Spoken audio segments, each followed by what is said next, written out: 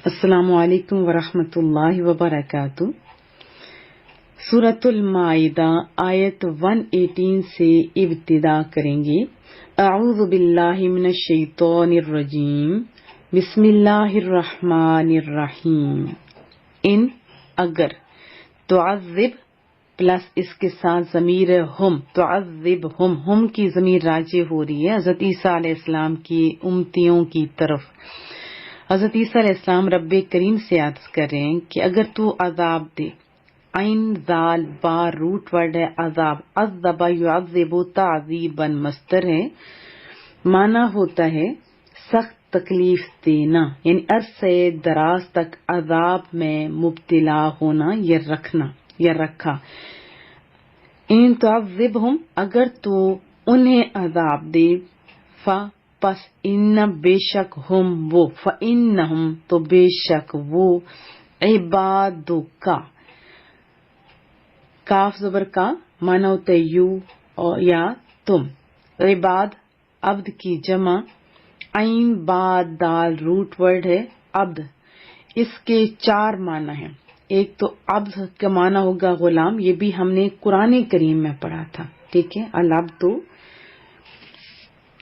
بالعبد، اور غلام کے بدلے غلام، یہ بہرحال غلام کے معنی میں ہے۔ غلام کی بھی تو 2 اقسام ہوتی ہیں نا، ایک تو جن کی خرید و فروخت بھی ہوتی تھی اور ایک آزاد ہوتے ہیں غلام، لیکن یعنی اپنی مرضی سے کام وغیرہ کر سکتے۔ بہرحال ہم نے قرآن کریم میں پڑھا تھا عبد کے معنی غلام بھی ہیں، اور سورہ کاف میں پڑھا تھا ہم نے غالباً لڑکا، لیکن یاد آ گیا ہوگا۔ اور دوسرا عبد، یعنی قرآن کریم میں 4 معنوں میں استعمال ہوا، ایک تو عبد ہے، عبد کے آگے اقسام ہے جو غلام کے معنوں میں ہے، اور دوسرا عبد ہے، اس کی بھی 3 اقسام ہیں۔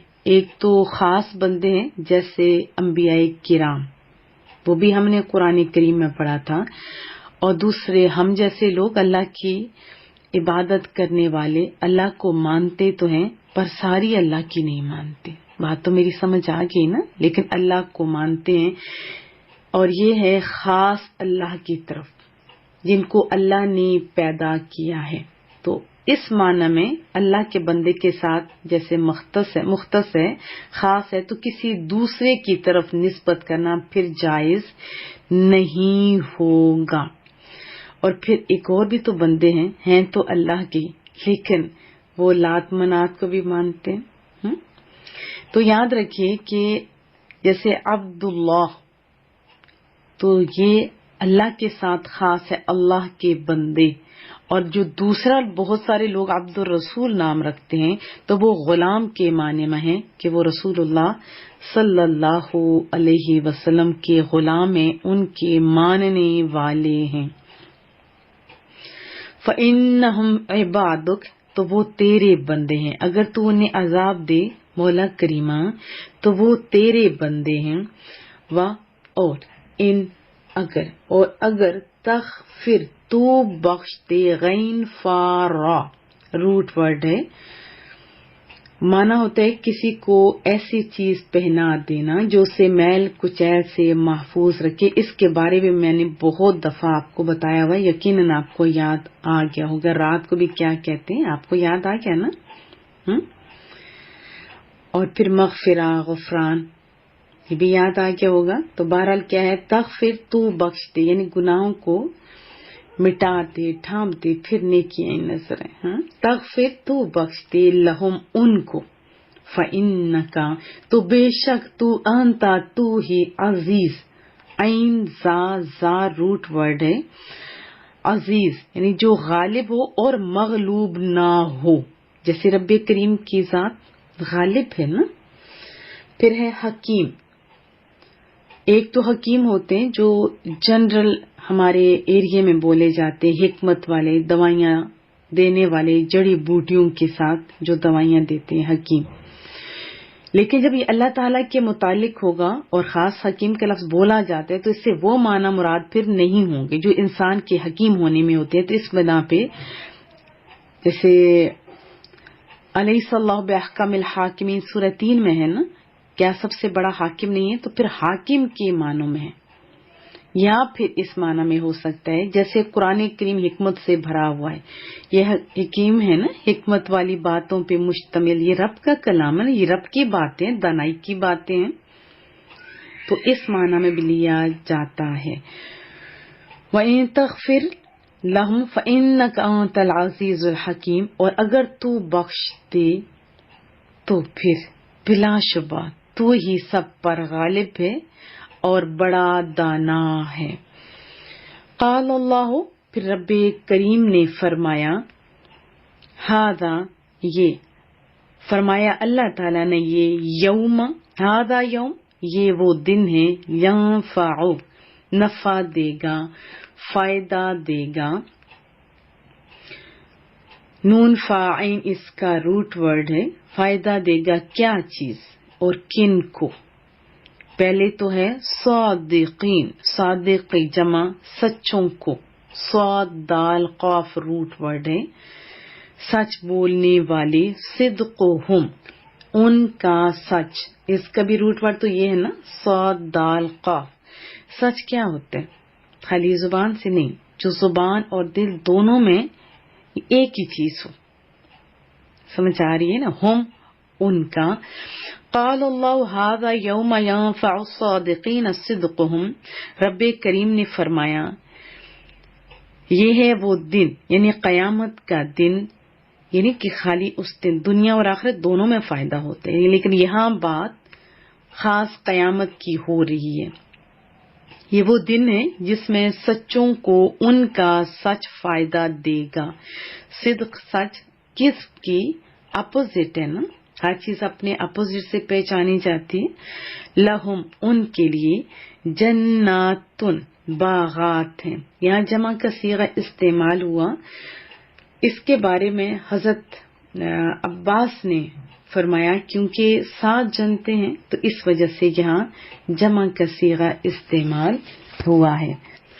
حضرت ابن عباس کا جو قول ہے، مزید وضاحت بھی دیکھ لیتے ہیں، جیسے 7 بہشت ہیں، جنتیں ہیں، نام بھی انہوں نے بتایا اور آپ سب بھی جانتے ہیں، جنت الفردوس، جنت دوسری عدن بھی ہے نا، یاد ہے جس کا تذکرہ ہم نے پڑھا تھا، جنت النعیم، دار الخلد، جنت الماوا، دار السلام، اور علیین۔ تجری، بہتی ہیں، رواں ہیں، من تحتہا، من کا معنی سے، تحت نیچے کو کہتے ہیں اور اس کے اپوزٹ ہے فوق، فوق کی ضد ہے، فوق کہتے ہیں اوپر، تحت کہتے ہیں نیچے۔ تحتہا، ہا کی ضمیر راجع ہو رہی ہے باغات کی طرف، جنات کی طرف جن کے نیچے، انہار، نہر کی جمع، نہریں، خالدین، وہ ہمیشہ رہیں گے۔ خال لام دال اس کا روٹ ورڈ ہے، یعنی ہمیشہ رہیں گے، جس میں کوئی فساد نہیں ہے، جس میں کوئی فنا نہیں ہے، ہمیشہ رہیں گے، فیہا، ان میں، کن میں، باغات میں، جنتوں میں، ابداً، ہمیشہ، ہمیشہ رہیں گے اس میں۔ لہم جنات تجری من تحتها الانہار خالدین فیہا ابدا، ان سچوں کے لیے جو انعام ہے اس کا تذکرہ ہونے لگا ہے، ان کے لیے باغات ہیں جن کے نیچے نہریں جاری ہیں، رواں ہیں، اور وہ سچے لوگ ان جنتوں میں ہمیشہ رہیں گے۔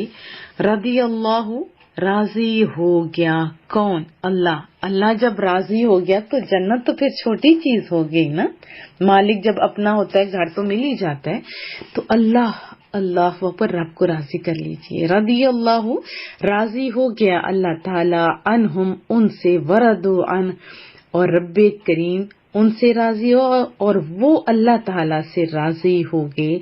ذالک، یہی ہے، فوز، فوز کہتے ہیں بڑی کامیابی کو، فتح، کامیابی، مراد کو پہنچنا، نجات پا جانا، عظیم، بہت بڑی۔ رضی اللہ عنہم ورضوا عنہ، راضی ہو گیا اللہ تعالیٰ ان سے اور وہ اللہ تعالیٰ سے راضی ہو گئے۔ ذالک الفوز العظیم، یہی بہت بڑی کامیابی ہے۔ للہ، اللہ تعالیٰ کے لیے ہے، ملک السماوات، بادشاہی سب آسمانوں کی، والارض اور زمین کی، وما فیہن اور جو کچھ اس زمین اور آسمان کے اندر ہے، درمیان ہے، سب کچھ فیہن ان میں ہے. للہ ملک السماوات والارض وما فیہن، سب آسمانوں اور زمین کی بادشاہی اللہ تعالی ہی کے لیے ہے اور جو کچھ ان میں ہے. وَهُوَ عَلَى كُلِّ شَيْءٍ قَدِيرٌ، اور وہ یعنی اللہ تعالی ہر چیز پر پوری طرح قدرت رکھنے والا ہے، قادر ہے. الحمدللہ سورۃ المائدہ کمپلیٹ ہوئی. وضاحت بھی جان لیتے ہیں ان آیات کی. جب حضرت عیسیٰ علیہ السلام رب کریم سے عرض کر رہے تھے کہ مولا کریمہ اگر تو عذاب دے تو وہ تیرے بندے ہیں، پتہ تھا نا انہیں کہ کچھ ایسے بھی ہوں گے جو کفر پر بضد رہیں گے اور بعض ایسے بھی ہوں گے جو شرف ایمان سے مشرف ہوں گے. تو اس لیے آپ نے بارگاہ الہی میں عرض کی کہ ان میں سے جو کفر پر قائم رہے ان پر تو عذاب فرمائے تو بالکل حق اور بجا ہے. اور عدل و انصاف بھی یہی ہے کیونکہ انہوں نے حجت تمام ہونے کے بعد سب کچھ پتہ چلنے کے باوجود کفر اختیار کیا. ایک نبی تو ان کے پاس تشریف لا چکے تھے نا، سب کچھ بتا بھی دیا، معجزات بھی دکھا دیے، باوجود اس کے وہ کفر پر بضد رہے. اور دوسرے وہ لوگ تھے یہ تو ایمان نہیں لائے، اور دوسرے وہ جو تھے وہ تو سونے لوگ تھے نا، بخشے بخشائے ہوئے لوگ، نصیبوں والے لوگ، ماننے والے لوگ. اب یہی آیت جب آپ کے میرے رسول اللہ صلی اللہ علیہ وسلم نے پڑھی، اللہ اکبر. چلے مسلم شریف کی حدیث طیبہ سن لیتے ہیں. حضرت عبداللہ بن عمر بن العاص فرماتے ہیں رسول اللہ صلی اللہ علیہ وسلم نے قرآن کریم میں سے حضرت ابراہیم علیہ السلام کے اس قول کی تلاوت فرمائی. وہ بھی تو چلے میں آپ کو سنا دیتی ہوں. رب انہن اضللن کثیرا من الناس فمن تبعنی فانہ منی وغیرہ. یہ پوری آیت ہے کہ اے مولا کریمہ، اے میرے رب، ان بتوں نے بہت سارے لوگوں کو گمراہ کر دیا ہے، تو جو شخص میری پیروی کرے گا وہ میرے راستے پر ہے. اور پھر رسول اللہ صلی اللہ علیہ وسلم نے جب یہ آیت پڑھی تُعَذِّبْهُمْ فَإِنَّهُمْ عِبَادُكَ وَإِن تَغْفِرْ لَهُمْ فَإِنَّكَ أَنْتَ الْعَزِيزُ الْحَكِيمُ، تو زاروں کے تار رونے لگ گئے، بہت روئے. محبوب کریم عرض کی اللہم امتی اللہم امتی. رب کریم جانتا تھا، لیکن رب کریم نے جبرائیل امین کو حکم دیا کہ جا میرے محبوب کے پاس، رونے کی وجہ تو پوچھو. رب جانتا تھا سب کچھ. باہر طور پر جبرائیل امین تشریف لائے اور دریافت کیا تو رسول اللہ صلی اللہ علیہ وسلم نے وہی فرمایا، میری امت، اپنی امت کی بخشش کے متعلق اندیشہ ظاہر کیا. تو رب کریم نے پھر جبرائیل امین کو یہ پیغام دے کر بھیجا کہ جا میرے محبوب کے پاس. صحیح مسلم کی حدیث طیبہ کے الفاظ ہیں، من کو ٹھنڈ پہنچتی ہے کہ میرے محبوب آپ رنجیدہ نہ ہوں، آپ پریشان نہ ہوں اپنی امت کے معاملے میں. ہم آپ کی امت سے ایسا رحمت کا سلوک کریں گے جس سے محبوبہ آپ خوش ہو جائیں گے، اور ان سے ایسا معاملہ نہیں ہوگا جو آپ کو ناگوار گزرے. الحمدللہ. دیکھیں، جس نے ہم سیاکاروں کو ایسے کریم اور بے کس پرور نبی کی امت ہونے کا شرف بخشا. شکر ہے رب کریم کا، شکر ہے رب کریم کا. اس حدیث سے ہمیں کیا پتہ چلا؟ ایک تو یہ کہ رسول اللہ اپنی امت پر کمال درجے کے شفیق اور مہربان تھے، امت کی بھلائی اور بہتری میں لمحہ لمحہ کوشاں رہتے تھے.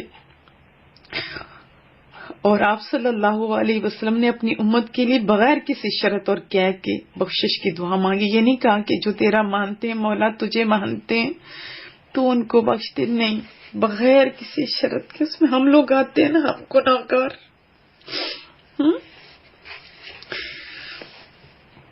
اور پھر اس میں ہم لوگوں کے لیے ایک بشارت بھی ہے کہ اللہ تعالیٰ اس امت کی بخشش کے معاملے میں اپنے محبوب کریم کو راضی فرمائے گا. اور ایک اور بات بھی اس میں ہمیں سمجھ آتی ہے کہ رب کریم کی بارگاہ میں اس کے حبیب صلی اللہ علیہ وسلم کا مقام بہت بلند ہے کہ سب کچھ جاننے والا ہونے کے باوجود حضرت جبرائیل امین کو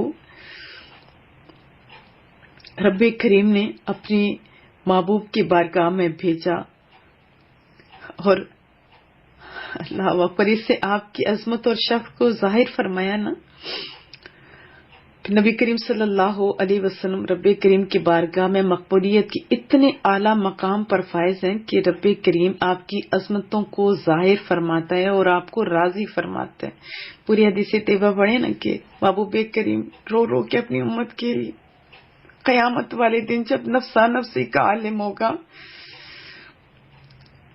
اس ٹائم بھی اپنی امت کی فکر ہوگی. ذرا سوچیں تو صحیح، ادھر جانے کیا آپ تیار ہیں؟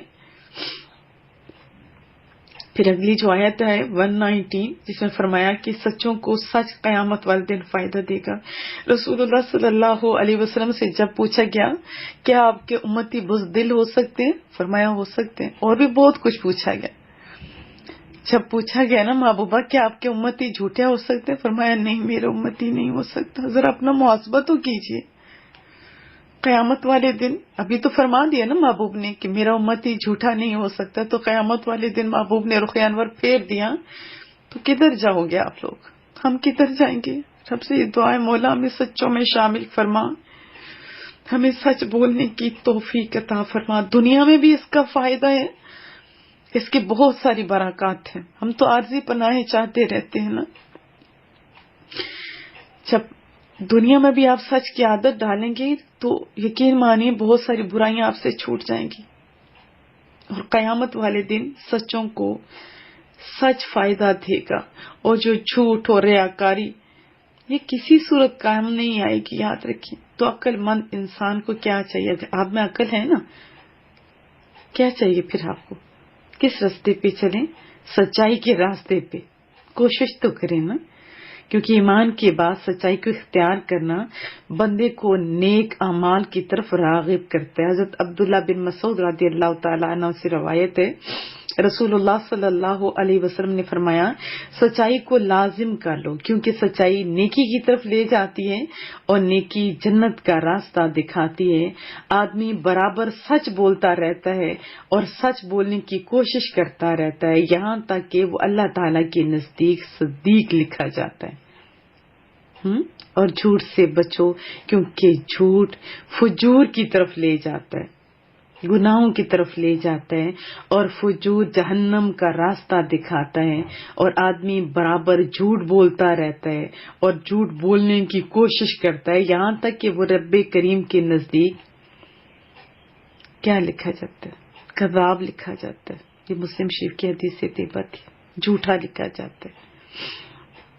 دعا مانگا کرو کہ اللہ پاک ہمیں سچ بولنے، سچائی کے راستے کو اختیار کرنے کی توفیق عطا فرما اور جھوٹ سے بچتے رہنے کی توفیق عطا فرما. اور آخر میں کیا خوبصورت اختتام ہے.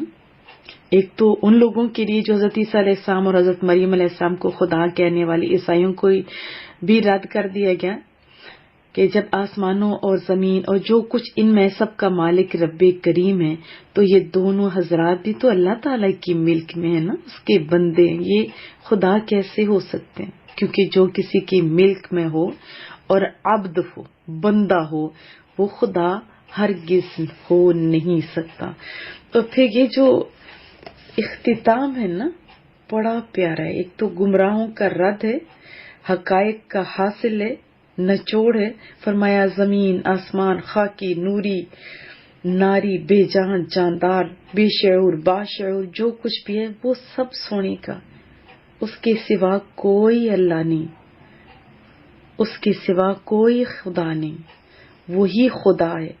سارے اس کے بندے ہیں، سارے اس کے بندے ہیں. ہم سب اس کے بندے ہیں. ہم اس کے بندے ہیں نا، وہ آپ کو جانتے ہیں، آپ کے من کی نگری کو بھی جانتے ہیں. چلو من ستھرا کرتے ہیں. کیا میں توقع رکھوں؟